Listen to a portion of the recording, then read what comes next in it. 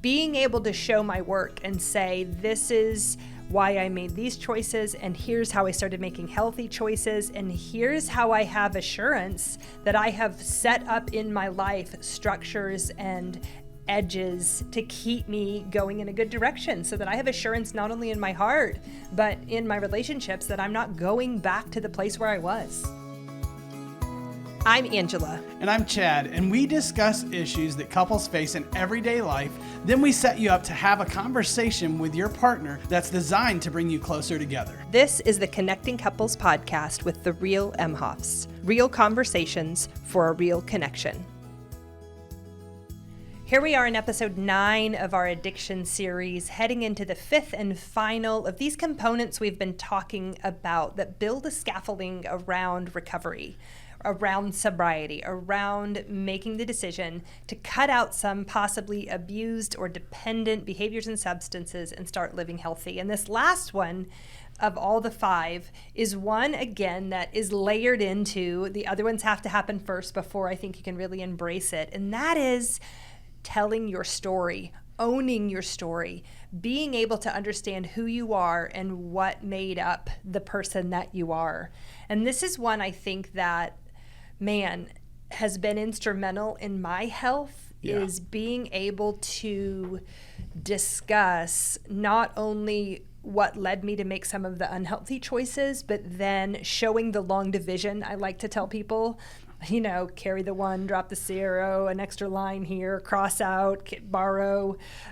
Being able to show my work and say, this is why I made these choices, and here's how I started making healthy choices, and here's how I have assurance that I have set up in my life structures and edges to keep me going in a good direction, so that I have assurance not only in my heart, but in my relationships, that I'm not going back to the place where I was. Man, and I got to tell you, this is not my favorite topic. You know what? It's like, what we're going to do now is talk about all the hard things. And I'm like, I don't really want to do that. Like the way my attachment style, withdrawers, avoidant, if you want to call it that, like it says, do I really need to talk about the painful stuff? Can't we just talk about the positive stuff now and just move forward and things be good and forgive and forget? I think, though, Chad, it's so valid what you're saying, because it is what our culture promotes. Yeah. Our culture promotes keeping the hard stuff private. Yeah. No need to make other people feel uncomfortable. I agree. We don't want to blame anyone, not our families of origin, not people who have hurt us in the past. We want to make sure that everyone is respected, almost to our own demise.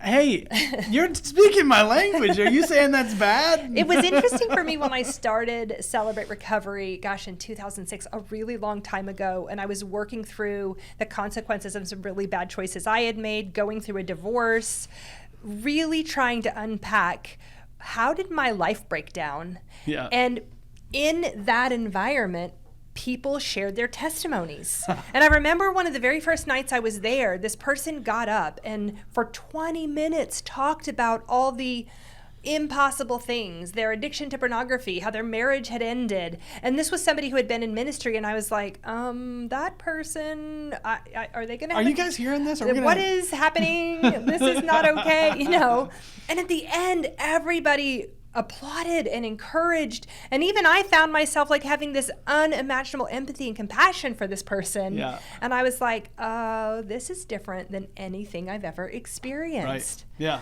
And then even getting into some Brené Brown stuff, I really love her work talking about vulnerability and learning how to embrace the hard parts of our story, because we can't, the way she words it, divorce ourselves from those hard parts. They inform and influence who we are. And when we don't tell the whole story, sometimes we don't present as congruent people. We present as something's missing. Have you ever met someone and you're like, why is there something off and I don't understand what it is? Because there's a missing piece that they potentially haven't even been able to identify. Well, and I think you made me think of Paul Harvey, and that's the rest of the story. Yeah. A lot of times we want to present the positive, the good, these are my accolades, and I've got diplomas on the wall, and I've got pictures of times when I was on vacation, but we don't take pictures or get certificates about the struggles we've been through. And I think it's important as much as we don't take pictures or get certificates, some of us get, I guess, records, but that we don't display those. Yeah. And if we don't integrate those into our story, into our life, if we don't have a way to kind of understand it and know that we were affected by it, they end up kind of running us at times. And so really what we're talking about is, do I have a way, when I think about our story, do I have a way, or my story, do I have a way to integrate that into who I am and have awareness that some of these things that I have done to kind of cope might have been, or probably were, in response to pain in my past that I didn't know what to do with. Yeah. And so for me, I'm going, how do I let myself tell my story, which actually I did last night in front of like 300 people. How do I tell my story and kind of own who I am and the hard things I've been through and the stuff that was messy and nasty, and then also own the part that's good, the things that come out of all the stuff that recovery and sobriety and healthy living, if you want to call it that, provide. Yeah. That's how I get to this other place. Our bodies are designed to hold on to hurt. There's a book, The Body Keeps the Score. And it's true. Our bodies are designed to keep us out of hurt. So if we've been through hard places and we've been hurt and we've got parts of ourselves that we hide or that we're scared of or that we're ashamed of, my gut, my heart, my body will take me away from those things. Yeah. And a lot of times it takes me to something that provides comfort. And if it wasn't something I grew up with in my family of origin, or even as an adult that I didn't know how to find at times, and I went to something such as alcohol or drugs or pornography or control, whatever, if you're thinking about codependence, if I go to those things in order to keep myself feeling okay and safe, my story, and when those triggers, those things from my past come up, will lead me right back to the same comfort, the same behavioral thing that I've always kind of gone to. So story is a huge part of what we're going to have to do when we start to think, hey, I want to get healthy. I have to go back and organize and find some congruence with who I am and where I've been so that I can understand why I kind of did the things I did. Otherwise, we're only left with shame about ourselves. Well, then I'm just flawed and I'm messed up and I do this bad thing. You know, I think about our culture in the last 2 years or 5 years or even 10 years. I feel like our culture is moving the needle in a better direction of addressing mental health issues, acknowledging things like anxiety. I think the pandemic gave everyone permission to say, this is traumatic, we're all anxious, this is really hard, we all feel isolated and disconnected. But I believe that regardless of what our culture does, our family of origin and what we learned overrides even some of what the cultural implications are. Because regardless if the culture tells me that therapy is okay or counseling is okay or you can say you're depressed, in my family of origin, depression isn't a word that's defined. And so you choose joy and you go back to work. That's what happens. And so in my soul, even if I want to say, hey, this is part of my story, I have to first, again, here we are with the scaffolding, be able to have an awareness of what influenced me, be able to understand what is still internally influencing me from embracing the whole part of my story.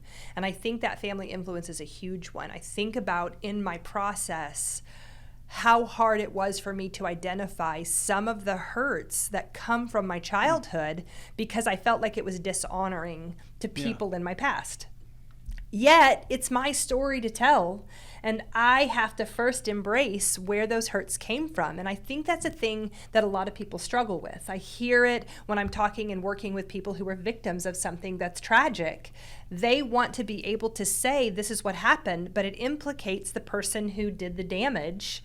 And now there's a balance of how do I respect that person, especially if there's been some sort of forgiveness or remorse or repentance or, correction. Yeah. It's a little easier if there hasn't been. You can, kind of say, hey, that's a, bad thing from a bad person and I can cut that off. But there are other people who've been hurt by somebody in their family of origin and they don't want to bring it forward and they don't want to tell, or they're embarrassed or protecting. And I think that's really hard then to own pieces of your story when it possibly does damage to someone else's story. Right. And Man, I'm thinking about action versus inaction, and I think this idea could get really theoretical. Even as culture, sometimes they're trying to do a good thing by saying, you need to tell your story or own your truth. And I think sometimes they don't really tell you how to do it. Yeah. And so part of me, like, as I start to think about story, I just want to say all of these things build. And all of these things, without a community around you, without knowing yourself and knowing how to care for yourself and guardrails in your life, you don't really want to go to this fifth one until you have the first four done, right? You need people to support you. And really, when it comes to action around it, I think there are a few ways we could talk about it. And you and I have done both, all of these. Yeah. And so I'm kind of stealing a little bit from different places, AA, therapy, even just books that I've read on the topic of it. But the first one I want to talk about is just sitting down with a piece of paper and saying, what is my timeline? Yeah. What is my story? Where did it start? And kind of going, first memory, year 5, whatever that is. Where was I when I was 5? What do I remember that? Year 6, what do I remember about that? And tell a chronological story of your development and your growing up. Yeah, sometimes the story feels like I've got to write it out. I'm like, just events. Like, yeah. I don't want to make this hard. I want to make it as practical as we can possibly do it. It's like, initially, I think it's just organize the timeline of events in your life. And I love it because I'm like, I want you to get to the place where you can tell the whole story and have a succinct, start coherent, though with some milestones. Yeah, exactly. Take milestones and lay them out on 5, 6, 7, 8, 9, 10. However old you are. Best moments, a couple hard moments. Things that were really memorable. Put them somewhere. One time about what my favorite vacation was as a kid, including some of that stuff. I'll even have somebody come back and do a grief timeline and then work grief into that. Work other things. Were there major? We talk about attachment injuries, and we'll talk about that in the next episode actually regarding addiction. But in general, in my upbringing, were there some major severed attachments or hurt relationships, and where did those show up? What were some maybe negative influences? I've talked about it before, but I think about being bullied in elementary school, and that made an impact on me. That is on my narrative. That's on my timeline. Being able to kind of lay it out and therefore see it, understand it, add clarity to my brain of how it worked out, that helps my body embrace what my journey has been. And again, action. I want rubber meets the road. How do we do this? Tangible. Yeah, because I think people get very theoretical about this stuff.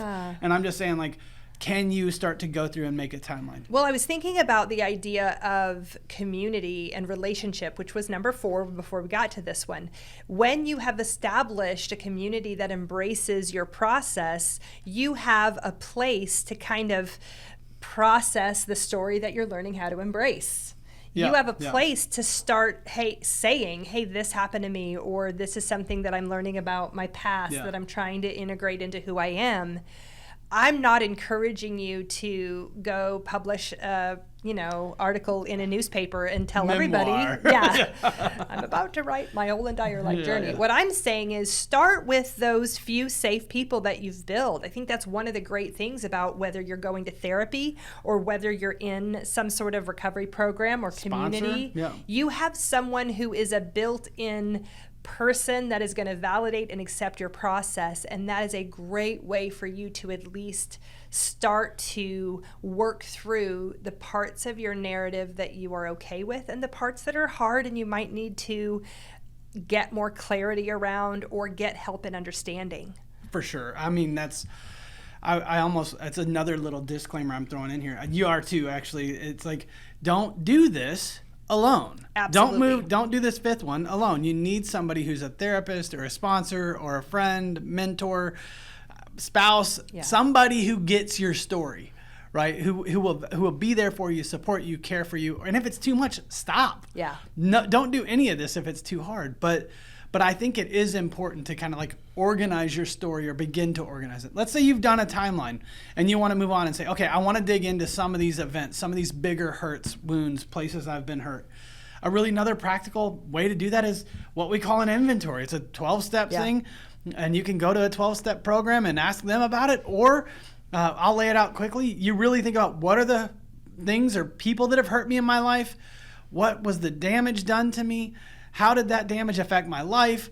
what was my part in that? Who do I need to work on? Do I need to go forgive or work through that in a different way? And I'm like, I'm not going to lay all that out right here, but I'm like, there is a process of like saying, okay, what are these things? If you look at your timeline and go, that event needs to be further sorted explored, out, sorted out. Yeah. Because a lot of times it's not clear.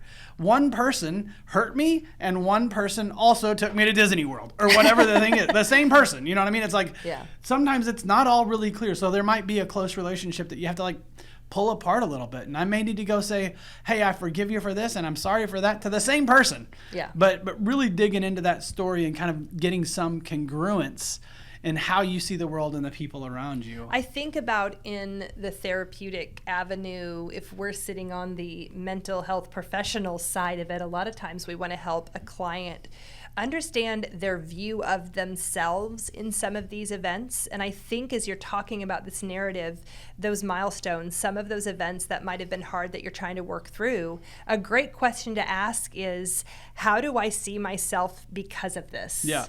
And really start to understand, are there moments in my story where I see myself in a way where I've, this is a language we've used, where I believe lies or things that are untrue about myself. I believed a big lie that I was unlovable, that I was unable to be in a committed relationship and make it work, that my divorce did a number on my heart and my view of myself, and I had to work through a lot of that and realize that was just a really unhealthy relationship and I was an unhealthy person in it. And I had the ability to start to embrace some of the unhealthy things and move them to a healthy place. I mean, we're going to talk about this at the end of this series, but the hope that we want to just bring across this, if you're watching or listening, is all of these worst case scenarios are redeemable.